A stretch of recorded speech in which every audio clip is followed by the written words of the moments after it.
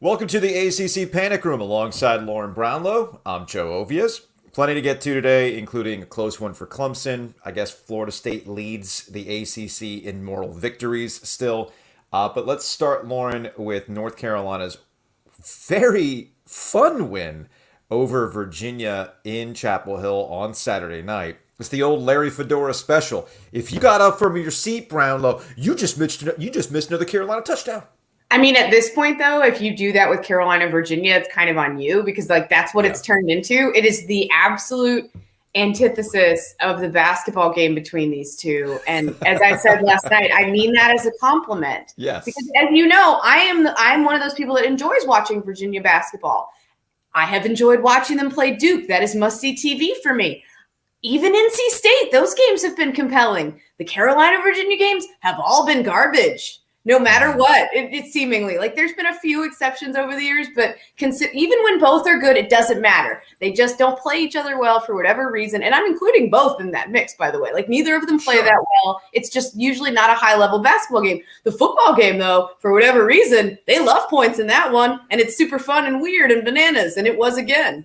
Well, that's the thing. It is weird and bananas. It's looking like North Carolina's going to run away with it early on, and then there's a 20-some odd point swing. Sam Howell throws an interception, but then the second half comes around, they adjust, and they just pound Virginia. Virginia could not stop North Carolina on the ground. It was also big playability too, right? A lot of the first half was made up of just real quick, big play strikes, chunk yardage, chunk touchdowns. And then they settled in and they just ran it down Virginia's throat. That was impressive. The wild part is that, I expected this out of North Carolina and Virginia ultimately going into this game, given what Virginia had been doing against lesser opponents. I think they were averaging 550 yards of total offense. And Brennan Armstrong, the quarterback for Virginia, still got his. He threw for almost 550 yards in this game. He had a Sam Howell performance against, he switched roles with Sam Howell in the sense that he was doing everything but getting no help from the rest of his team or defense. Right. and I guess that would be the one concern for North Carolina, right? It was good to see their offense get back to what we expected out of this North Carolina team, right? But it also played out in a similar fashion to what we saw last year, in that North Carolina's offense is going to have to be the reason why they get bailed out of situations. They're going to have to be the reason why they win these games. At some point, North Carolina's defense is going to have to step up. It was way too similar from last year. And if they've got designs on making it a much more special season in the ACC, that defense really has to come along quickly because that offense cannot be perfect all the time, as we saw at Virginia Tech. Yeah, the one interesting thing to me was the fact that it was weird that Virginia last year, they were obviously a much more pedestrian offense. They're a better offense this year because they're more dangerous in the pass game. Mm-hmm. Brennan Armstrong has improved so much, but at the same time, they couldn't run the ball. And it's weird. It's hard to tell how much of that was by design or how much of that was because they knew they couldn't run the ball anyways. But that was a bugaboo for North Carolina last year and in the season opener. And ever since then, really, they have kind of shut that down. So we'll see. They did get Storm Duck back yesterday for the first time in almost a year. That was nice to see back in the secondary for them. We'll see what we'll see what they do against quarterbacks that aren't Brennan Armstrong, I guess, because they've been they've been carving up everybody to this point, like you said, lesser opponents. But yeah, it'll be interesting. I'm still, and I know. Okay, Virginia defensive lineman Marty Alonso before the game was quoted as saying something along the lines of look, it's our culture versus their culture. Yeah. And we know the thing is, I use this quote in my GIFs or whatever because I know people were making a big deal out of it saying it was bulletin board material, but I'm like, what he said, there are zero lies detected in that statement. They'll come at you fast and they'll come at you hard early and then they will fade down the stretch. That is what North Carolina had done. Credit to them. They answered the challenge. And there's nothing wrong with using what he said as motivation. But he didn't tell any lies either. They had to come there and prove him wrong. And that's exactly what they did. People get so caught up in their feels about these types of things. It's like, how dare you say something truthful about my team? We all see it, they see it. There's nothing wrong with putting it out. Was North Carolina not going to want to break that streak without him saying that? they were going to want to break it regardless, right? You would think. You would think. My point is, it's similar with you. It's like, I don't have a problem with opposing teams telling you exactly what we all know. Right. What are we trying to do? Like, why are we trying to sugarcoat what you see on the other side? I mean, that's exactly what had happened to that point. Yeah. So it's okay with that. And again, to your point, North Carolina answered it. So if you want to go ahead and talk smack back to Virginia about that, Yes, so be it. totally. But don't act like what they were saying beforehand wasn't the case and wasn't a concern for UNC going into this game. But they win this game. They look like the North Carolina team that we thought it was going to be a carryover from the bowl game and a loss, and what we saw a lot of last year that wasn't necessarily there in Blacksburg, which of course gets to the inevitable question, which I ended up getting last night as this game was playing out. This was from Bradley. Let me go ahead and throw this out there for the Hey Joe segment on Monday. How did UNC only score 10 versus Virginia Tech? I think the first answer is the best answer. Because college, yes. Yeah. And that's actually how I responded to Bradley's tweet at me last night. I think sometimes we tend to forget that 95% of college football games play out in the dumbest way possible. They're college players.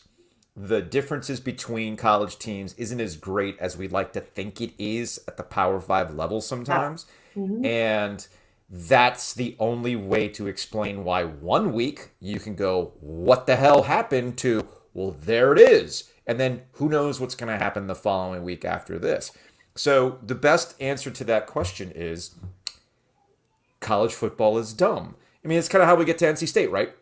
NC State has now done this twice so far this season. They've pounded bad teams.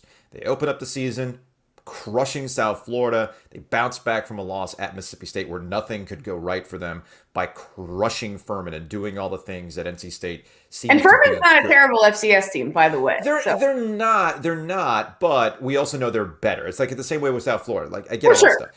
They did what they were supposed to do against Furman, and this leads to the Clemson game the following week. So, like, how does this team look like they can do the right things against these, and then they go on the road against Mississippi State, blah, blah, blah, blah, blah? Well, because college. Now, all that aside, talking about the Furman game to me is really, it's pointless, okay? I mean, it's kind of expected what we saw at Carter Finley Stadium on Saturday night.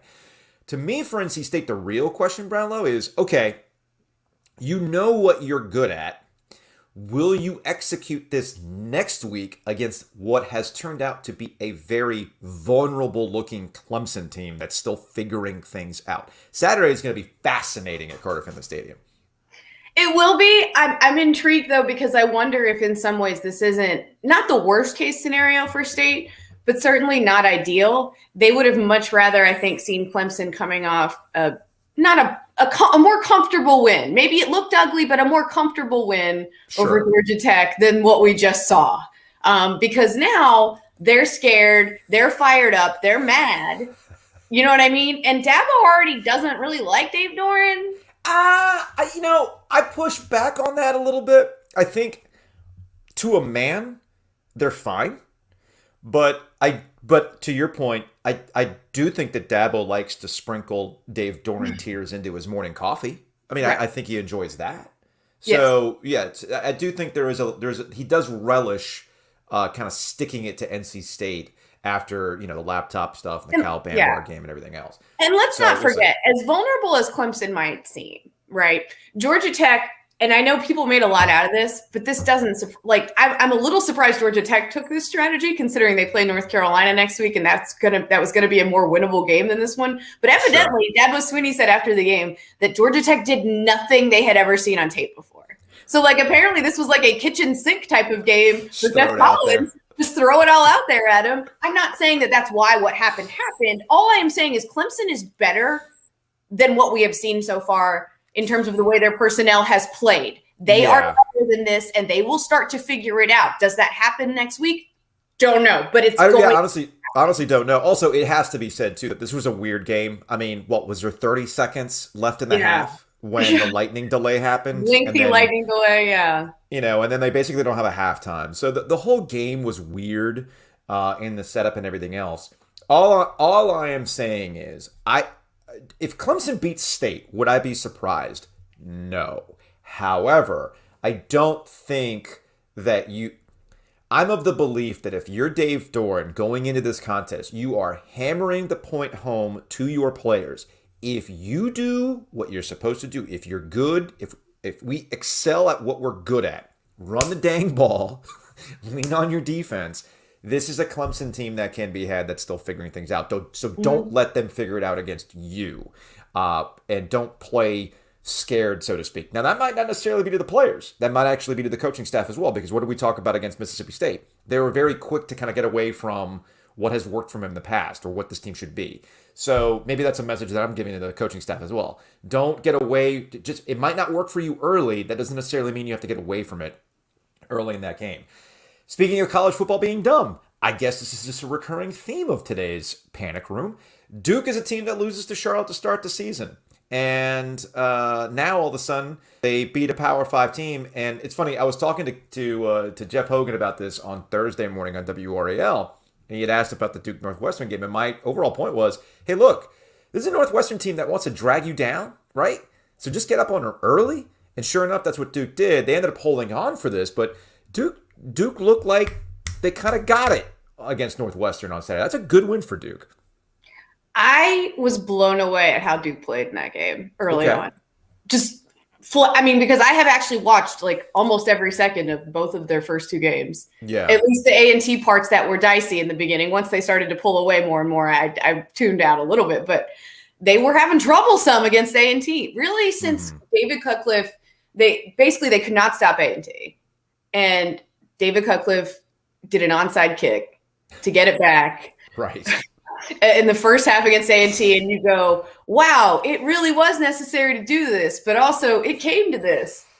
And it was one of those things that everybody was going crazy about, like, oh, the gamble, blah, blah, blah. To me, it wasn't a gamble. They were not stopping them, and they needed to get some momentum back, and that's exactly how they did it. And ever since then, they have looked more or less like a different team. Really, it's kind of crazy. I mean, defensively, they are better, although, I don't know, man. How did that Northwestern quarterback win the starting job? They played 3 quarterbacks in that game, and he was that dude, the Clemson, like, I have not seen a Clemson quarterback play worse in that stadium, a transfer quarterback.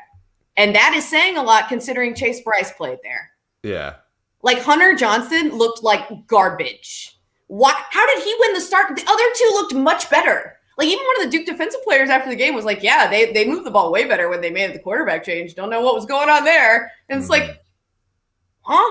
How did that guy win the job? He's terrible. But anyway, whatever. Like, Duke played well. And I have not seen them play that well against a Power 5 opponent in really maybe since Virginia Tech, that random time that they like trounced Virginia Tech out of nowhere. Yeah, I remember that. On the road, no less, too. Yeah. On the road. So yeah, and this kind of gets to the overall big picture with the ACC, and it was not a fantastic weekend for the ACC, right? Virginia Tech, letting the Alliance down. Pitt does the thing where everybody's like, hey, look out for that Pitt team, and then they go do something stupid like lose to Western Michigan in a shootout. Well, guess what? Now they're going to beat Clemson. So sorry, thoughts and prayers, Clemson. Shout out to Spencer Hall and the crew for the Pitt super weapon. It is about to be activated, right? And then like Miami, I don't even know I don't know what the point of Miami football is now. I want us to just stop. Okay? Like if we justifiably, North Carolina, maybe not the 10th best team in the country. We didn't know who was, to be fair, because everybody who said that has not given me an alternative. But whatever. Fair. Okay. Fine. But why do we keep doing this even with Miami? Like, Miami had a lot more questions coming into this year, and they did not finish last year well. I loved Derek King too, but like, y'all. He's one dude. This Michigan State team came in legit and was like, we know they're soft. They basically said that after the game. We know they're going to fold and crumble. And they did. This is not the you that we know. This is, ooh boy. It is a team that is a one-player team. Derek King is fun to watch. He can change a game. All right. However, they're so mistake-ridden. They don't look like a well-coached team. No. Who could have predicted that? I don't know. Anyway. The Hurricanes continue to be a disappointment, and it's like I don't even know. It's like I don't even know what the point of Miami football is now anymore. It certainly isn't to carry the flag for the ACC because they continue to find ways at this point. And this year so far, they've done nothing but just be embarrassing. I mean, losing to Alabama to start the year is like, look, join the club. Yeah. Everybody gets crushed by Alabama in that regard. And the App State game probably should have been a loss for the Hurricanes. And then to get big boyed by Michigan State at home, that's another embarrassment as well. The Virginia Tech thing, by the way, that I'm not saying that was predictable.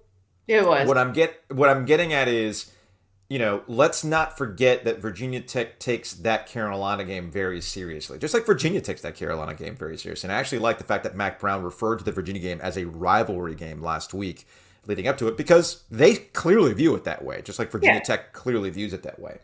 But what we saw yesterday was a lot of the reasons why Virginia Tech fans are done with Justin Fuente. And if things continue on the same path this year, there's going to be an even icier relationship between Fuente and the fans. I said it even during the Carolina-Virginia Tech game. They should have been up way more on North Carolina. And they also took their foot off the gas inexplicably way too early. And I was just sitting there like, why are you doing this? You're doing things at will to this football team, and you just continue to mess around and have like a 10-point lead. What? You never watched North Carolina football before either? Like, what are you actually doing? And then one last point as it relates to, like, look, Wake Forest. At some point, we just have to understand what Dave Clawson has done at Wake Forest is excellent. Okay, why? Guess who ranked Wake Forest this week? You did? Look at you! Good for Wake Forest. Good for Wake Forest because we should come to expect this from Dave Clawson coach teams. They're going to be in games. Okay, they execute well. I like what Wake Forest has done. And if you're a Wake Forest fan, you should be absolutely in love with what Dave Clawson has been able to do. Oh, yeah. But this is not about Wake Forest. It's about Florida State and what's going on behind the scenes and yada, yada, yada, and Mike Norvell, is he losing the team, everything else. Florida State fans need to ask themselves one question, right?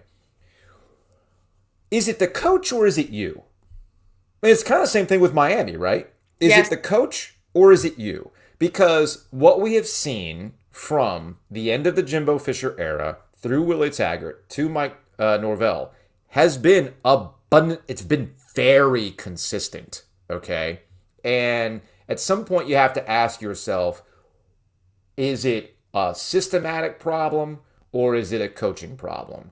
And right now it's abundantly clear that Florida State, much like a lot of other big-name college football programs, can't get out of their own way. Looking at you, Southern Cal. Looking at you, Miami. Texas is also in the same boat as well. But like when you look at Florida State and Miami, I don't even know who I would say has the easier path out of this. I think Florida State, but I'm not even sure. I think Miami does.